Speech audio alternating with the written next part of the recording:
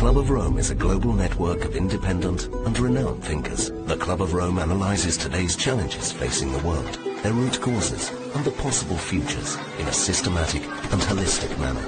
The Club of Rome encourages global debate in order to set in motion actions that by the middle of the century will ensure a more secure, equitable, and prosperous world.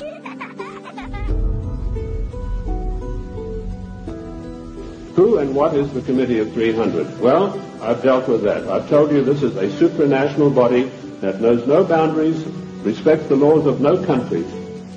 The first time that they were publicly announced was by a German socialist by the name of Walter Rathenau. Now, I'll give you some background of Walter Rathenau. He was the financial advisor to the Kaiser of Germany, and he was also the financial advisor to the Rothschilds, the French family Rothschild. So he must have known what he's talking about. He made an astonishing statement in 1934. He said, there is a committee of 300 men that rule the world.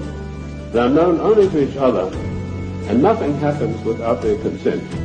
The goals then, very simply stated, are to make the world over into a one world, new world order, dictatorship, controlled utterly and completely by this Committee of 300.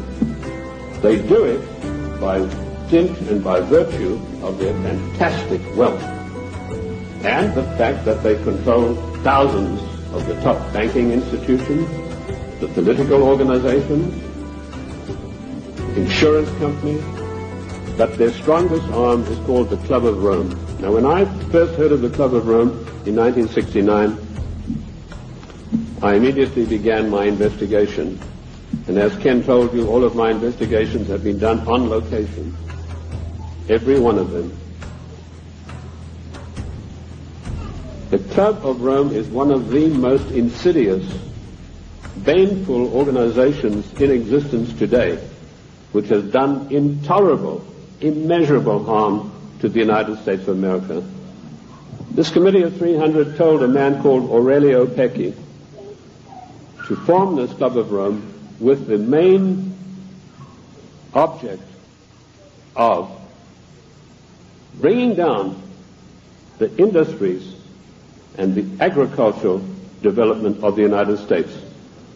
He immediately wrote a paper in which he said there are too many people on the earth and that the United States, with its industrial development, its agricultural development, is responsible for this curse of overpopulation.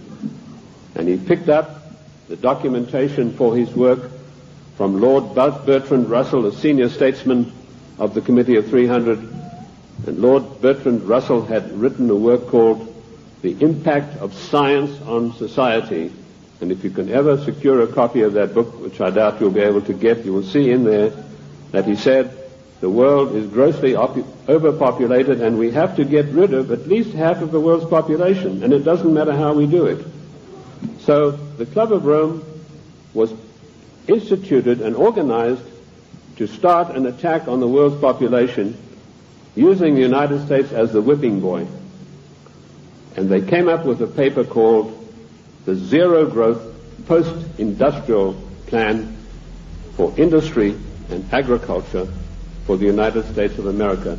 3 days after that plan was accepted as official United States policy by James Earl Carter, I was able to, through my intelligence people, get a copy of this insidious document. Basically what it said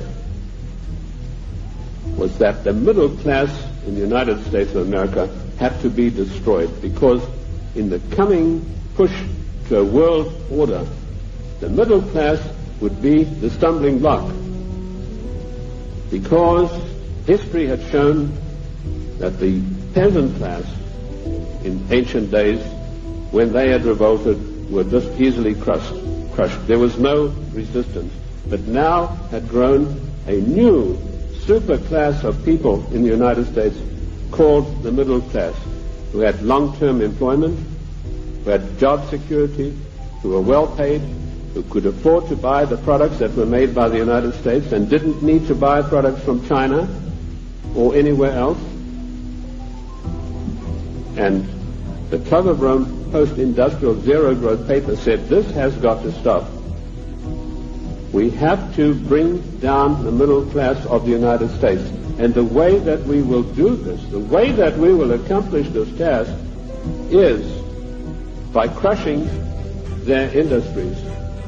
The point I'm trying to make, ladies and gentlemen, is that the federal government, the secret upper-level parallel government that runs the United States, does not want you to know that you have an upper-level parallel government that calls the shots, that dictates what is going to happen to your life and mine.